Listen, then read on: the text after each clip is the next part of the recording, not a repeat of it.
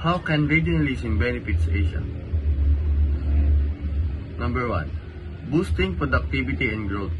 By linking the strength of Asia's different economies, countries can help each other grow faster, become more productive, and maintain steady economic progress.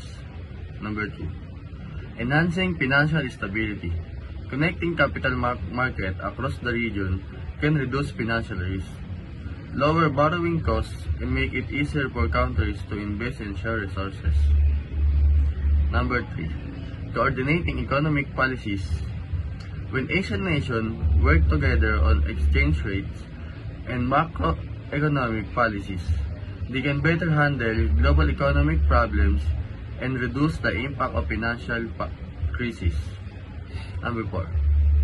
Pooling resources. Sharing foreign exchange reserve allows countries to support one another during financial difficulties and promote more investment and development.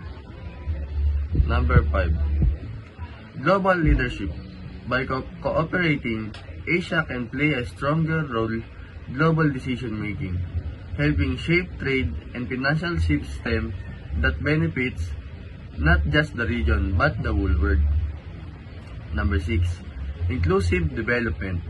Regional cooperation helps better infrastructure and reduce inequality between countries, supporting growth that benefits everyone, not just the richer nations.